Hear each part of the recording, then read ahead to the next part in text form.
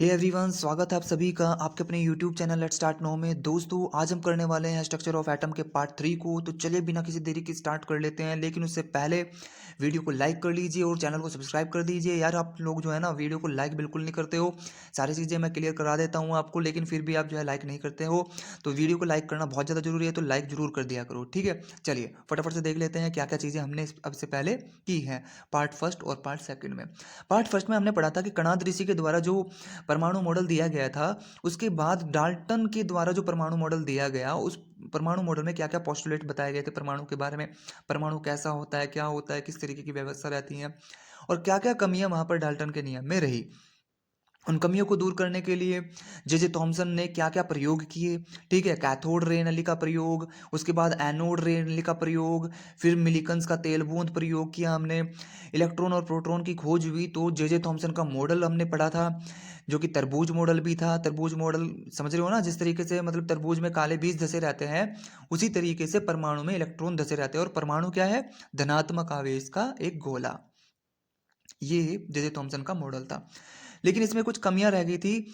तो वो कमियां कौन कौन सी थी उनको देख लेते हैं। चलिए, सबसे पहली कमी क्या है, देखो ध्यान से समझ लो कि परमाणु मॉडल के अकॉर्डिंग क्या था भाई। जे थॉमसन के परमाणु मॉडल के अकॉर्डिंग परमाणु धनात्मक आवेश का गोला है और उसके अंदर ऋणात्मक आवेश के इलेक्ट्रॉन धसे हुए हैं। आप खुद सोचो कि माइनस चार्ज कभी भी प्लस चार्ज के अंदर धसा हुआ हो सकता है क्या?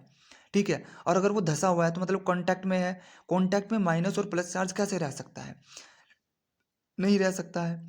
साथ ही साथ इस बात की व्याख्या जो है जे थॉमसन का मॉडल नहीं कर पाया, और साथ ही साथ इस बात की भी व्याख्या नहीं कर पाया कि समस्थानिक और संभारिक क्या होते हैं और परमाणु में से निकलने वाला रेडिएशन किस तरीके से रहता है। मतलब जो परमाणु में से रैखिक स्पेक्ट्रम निकलता रहता है, वो रैखिक स्पेक्ट्रम क्यों निकलता है, इस बात की व्याख्या भी जे थॉमसन का मॉडल नहीं कर पाया। तो बहुत सारी कमियां थी। इन सभी कमियों को दूर करने के लिए जे थॉमसन के परमाणु मॉडल से लगभग 9 साल बाद, ये समझ सकते हैं आप, लगभग 8 से 9 साल बाद जो है रदरफोर्ड का परमाणु मॉडल आता है। लेकिन परमाणु मॉडल से भी पहले रदरफोर्ड प्रयोग करते हैं, और उस प्रयोग के दौरान क्या क्या चीज़ें होती हैं उसको देख लेते हैं। चलिए फटाफट से, जैसे कि आप सभी चित्र देख भी रहे हैं कि चित्र में क्या है, देखो भाई, रेडियम धातु का जो एक रेडियो एक्टिव धातु होती है रेडियम, उससे अल्फा रेडिएशन निकलती रहती है। अल्फा रेडिएशन यानी कि अल्फा पार्टिकल निकलते रहते हैं। अल्फा पार्टिकल क्या होते हैं? अल्फा पार्टिकल बड़े ही धांसू वाले पॉजिटिव चार्ज होते हैं, मतलब बहुत ही बढ़िया वाले, एकदम से धांसू वाले पॉजिटिव चार्ज होता है उनके ऊपर, और कण होते हैं जो कि निकलते रहते हैं उसमें से, मतलब बड़ी स्पीड से निकलते हैं वो, उनकी स्पीड बहुत ज़्यादा होती है। और अल्फा पार्टिकल होते क्या हैं, इसको भी सही तरीके से बता दिया जाए आपको अगर, तो हीलियम जो गैस होती है ना, हीलियम गैस के में से अगर दोनों इलेक्ट्रॉन निकाल दिए जाएं, तो जो नाभिक बचेगा बस वही है अल्फा कण। अब अल्फा कणों की बमबारी, जैसे कि आप देख भी रहे हैं, उन्होंने सोने की यानी कि गोल्ड की बहुत ही बारीक पन्नी के ऊपर की, और पन्नी की बारीकनेस कितनी थी? वो थी थिकनेस यानी कि 10⁻⁻⁶ मीटर, यानी कि 1 माइक्रोमीटर। बहुत ही बारीक पन्नी थी, क्योंकि आपको पता है कि सोना सबसे ज्यादा अधातुवर्धनीय धातु है, ठीक है। सबसे ज्यादा अधातुवर्धनीय धातु है कि नहीं, बताओ। तो क्या है कि उस पन्नी पर जब अल्फा रेडिएशन, अल्फा पार्टिकल्स की बमबारी की, तो अल्फा पार्टिकल्स ने क्या क्या चीजें की उसको देख लेते हैं एक बार भाई, ठीक है। अल्फा पार्टिकल, उस पन्नी के चारों तरफ हमने लगा दिया जिंक सल्फेट की क्या, एक पर्दा लगा दिया। और जैसे ही वो अल्फा पार्टिकल उससे आर पार निकले, तो अल्फा पार्टिकल तो चार्ज होते हैं, तो जैसे ही charge particle Z N S की सरफेस से जाकर के टकराता है, तो वहां पे चमक उत्पन्न होती है। और हमने क्या देखा कि 99.9% अल्फा पार्टिकल सीधे बिल्कुल आर पार निकल गए। बहुत ही कम पार्टिकल ऐसे थे, जो लगभग 20,000 में से एक पार्टिकल ऐसा था जो बिल्कुल 180 डिग्री पर घूम करके वापस अपने मार्ग पर मुड़ गया होगा। बाकी सब बहुत ही कम संख्या में ऐसे पार्टिकल थे जो थोड़ा बहुत इधर उधर डेविएट हुए, वरना सारे के सारे सीधे आर पार निकल गए। अब इस मॉडल का या फिर इस प्रयोग का मतलब क्या हुआ, इस मतलब को भी समझने की कोशिश करेंगे। देखो भाई, बात ये है, मान लो पन्नी की मोटाई बहुत कम ही थी, क्योंकि आपको भी पता है पन्नी की मोटाई बहुत कम थी। पन्नी की मोटाई का मतलब आप खुद ही सोच लो कि 10⁻⁻⁶ मीटर, ठीक है। अब उसमें मान लो कोई एक परमाणु है जिससे आर पार होकर के अल्फा पार्टिकल जा रहे हैं, तो इसका मतलब क्या हुआ भाई? अगर अल्फा पार्टिकल पे प्लस चार्ज है, ठीक है, अगर उसके ऊपर प्लस चार्ज है, तो प्लस, अगर एटम के अंदर माइनस चार्ज होता तो वो सारे के सारे प्लस चार्ज को अवशोषित कर लेता, यानी कि वहीं पे रख लेता, आर पार अल्फा पार्टिकल जाते ही नहीं, ठीक है। दूसरी चीज, अगर वो धनात्मक आवेशित गोला होता तो जो अल्फा पार्टिकल है वो प्लस चार्ज से टकरा करके वापस अपने मार्ग पे वापस आ जाता, बिल्कुल टकरा करके, जैसे कोई बॉल धरती से टकरा कर के वापस आती है ना, बिल्कुल वैसे। लेकिन हुआ बिल्कुल ऐसा बिल्कुल भी नहीं हुआ। सारे के सारे 99.9% अल्फा पार्टिकल आर पार निकल गए। इसका अर्थ ये है कि एटम के अंदर कुछ है ही नहीं, यानी कि ना ही तो नेगेटिव चार्ज है ना ही पॉजिटिव चार्ज है, बल्कि एटम जो है 99.9% खाली है, बिल्कुल रिक्त है, रिक्त स्थान पड़ा है बिल्कुल ही।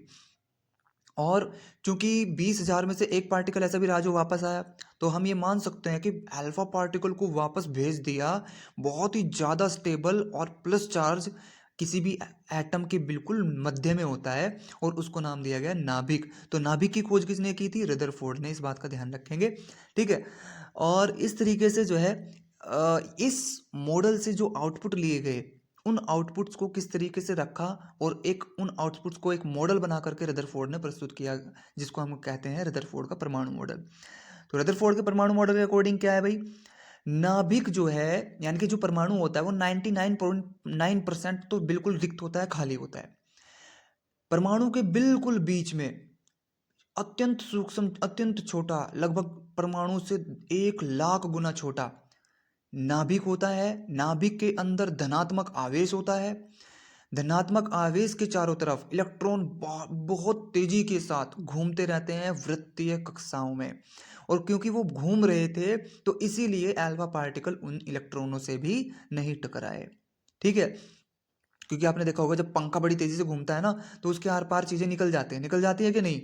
जब हम पंखे की तरफ कुछ फेंकते हैं और पंखे की पंखुड़ी बड़ी तेजी से घूम रही हो तो आर पार चीजें निकल जाती हैं। तो इसी जो है चीजों को देखते हुए उन्होंने माना कि इलेक्ट्रॉन बड़ी तेजी से घूम रहे होंगे, इस वजह से अल्फा पार्टिकल उन इलेक्ट्रॉन से नहीं टकराए और आर पार निकल गए, ठीक है। तो अल्फा पार्टिकल होते हैं जो कि बड़ी तेजी से घूम रहे होते हैं उस नाभिक के चारों ओर। ये था हमारे रदरफोर्ड का परमाणु मॉडल। अब परमाणु मॉडल में कुछ कमियां तो आनी थी, क्योंकि देखो सारी की सारी चीजें तो क्लियर नहीं थी।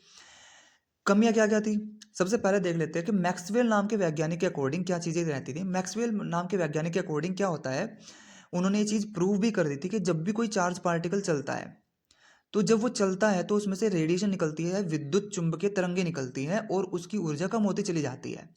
तो इस हिसाब से तो जो इलेक्ट्रॉन चारों तरफ घूम रहा है नाभिक के, उसकी उससे भी जो है रेडिएशन निकलनी चाहिए, वैद्युत चुंबकीय तरंगें निकलनी चाहिए, और उसकी भी ऊर्जा कम होनी चाहिए। और धीरे धीरे जब उसकी ऊर्जा कम होगी तो उसकी त्रिज्या भी कम होती चली जाएगी कक्षा की, और धीरे धीरे कक्षा की त्रिज्या कम होगी और फाइनली वो किससे टकरा जाएगा? नाभिक से टकरा जाएगा। टकरा जाएगा कि नहीं? और जैसे ही नाभिक से इलेक्ट्रॉन टकराएगा तो पूरा का पूरा परमाणु खत्म, समाप्त। जबकि परमाणु तो स्थायी होता है, परमाणु तो कभी नष्ट होता ही नहीं है। इस बात की व्याख्या रदरफोर्ड का परमाणु मॉडल नहीं कर पाया। साथ ही साथ रदरफोर्ड का परमाणु मॉडल एक और चीज की व्याख्या नहीं कर पाया कि जो एटम होता है उसमें से ये रैखिक स्पेक्ट्रम निकलता कैसे है। ये जो बार बार रैखिक स्पेक्ट्रम निकलता रहता है ना किसी भी एटम में से, तो वो स्पेक्ट्रम में वो जो तरंगे होती हैं वो क्यों निकलती हैं, उसकी भी व्याख्या नहीं कर पाए। समस्थानिक संभार्य की भी व्याख्या जो है ये नहीं कर पाए। तो इन सभी कमियों को देखते हुए बोहर ने लगभग 7 साल बाद अपना मॉडल प्रस्तुत किया 1913 में, ठीक है। 1913 में कुछ लोग 1911 में भी कहते हैं, हालांकि 1913 में ही मॉडल सही तरीके से प्रस्तुत इन्होंने किया था सभी पोस्टुलेट्स के साथ, ठीक है। तो बोहर नाम के वैज्ञानिक थे जिन्होंने अंतिम, मेरे ख्याल से अंतिम तो ये नहीं है, लेकिन हाँ एक बढ़िया परमाणु मॉडल जिसको हम कह सकते हैं वो प्रस्तुत किया, और इन सभी कमियों को जो रदरफोर्ड के परमाणु मॉडल में कमियां रही उनको दूर करने की कोशिश की।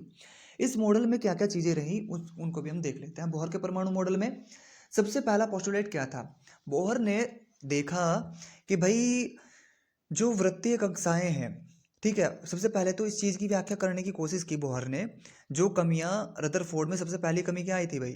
सबसे पहली कमी थी कि इलेक्ट्रॉन की कक्षा छोटी होती चली जाएगी और इलेक्ट्रॉन जो है नाभिक से टकरा जाएगा। ये कमी थी कि नहीं रदरफोर्ड के परमाणु मॉडल में?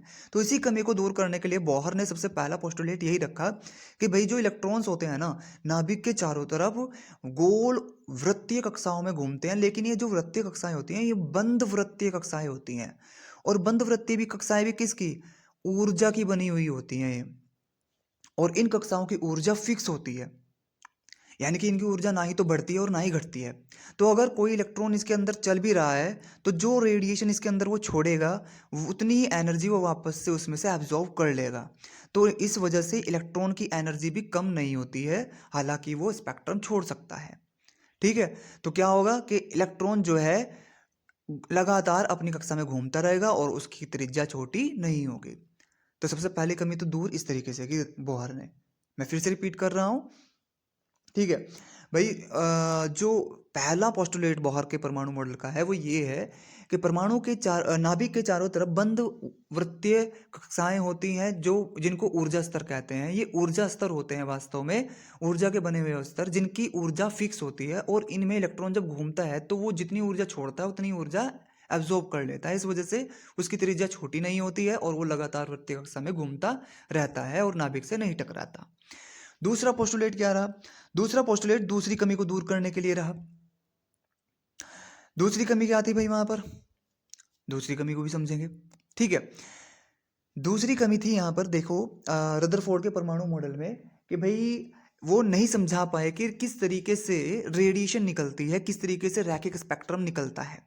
ठीक है, तो इस बात को भी समझाने के लिए बोहर ने अपना एक पोस्टुलेट रखा। उन्होंने क्या कहा कि देखो जी, जो इलेक्ट्रॉन होते हैं ना वो अपनी कक्षा में घूमते रहते हैं, कोई दिक्कत नहीं, अपनी कक्षा में घूमते रहते हैं। लेकिन कई बार क्या होता है कि बाहर से जो फोटोन आता है, कोई भी, जैसे कि धूप है, धूप की वजह से कोई एनर्जी का फोटोन आ गया और उस फोटोन के पास इतनी एनर्जी है, काफ़ी एनर्जी, क्योंकि मान लो किसी फोटोन के पास काफ़ी एनर्जी है जिसको एब्जॉर्ब किया जा सकता है। तो किसी फोटोन के पास इतनी एनर्जी है कि वो इलेक्ट्रॉन के पास जाता है और इलेक्ट्रॉन उस फोटोन को एब्जॉर्ब कर लेता है, तो उसके पास बहुत ज़्यादा एनर्जी हो जाएगी। जब इलेक्ट्रॉन की एनर्जी बढ़ेगी तो वो अपनी कक्षा को छोड़ करके, अपने ऊर्जा स्तर को छोड़ करके उच्च ऊर्जा स्तर में चला जाता है, यानी कि अगले ऊर्जा स्तर में चला जाता है। नाभिक से दूर जितना ज़्यादा जाओगे उतने ज़्यादा उच्च ऊर्जा स्तर मिलेंगे। ठीक है, तो इलेक्ट्रॉन वहाँ से निकल करके ऊपर के ऊर्जा स्तरों में चला जाता है और वापस 10⁻⁸ जिसको हम कहते हैं संक्रमण काल, इतने सेकंड में वापस अपनी कक्षा में आ जाता है। इस काल को संक्रमण काल कहते हैं। और जब इलेक्ट्रॉन वापस अपनी कक्षा में आता है तब वह उस ऊर्जा को छोड़ता है जो कि उसने एब्जॉर्व की थी, और जब वो उस ऊर्जा को छोड़ता है वही ऊर्जा रेडिएशन के रूप में निकलती है। ठीक है, तो इस तरीके से उन्होंने रेडिएशन की भी व्याख्या कर दी कि भाई परमाणु में से जो रैखिक स्पेक्ट्रम है वो किस तरीके से निकलता है। ठीक है, तीसरा पोस्टुलेट क्या रहा उसको हम पढ़ेंगे नेक्स्ट वीडियो में। दोस्तों तब तक के लिए नमस्कार। लेकिन सबसे पहले आप जो है ना वीडियो को लाइक कर लो और यार शेयर भी किया करो, सब्सक्राइब चैनल को कर दो, क्योंकि आपका एक लाइक मुझे सपोर्ट करता है इन चीज़ों को और ज़्यादा बेहतर करने के लिए। तो थैंक्स एंड तैयारी करते रहिए जेई के लिए। Okay, have a good day.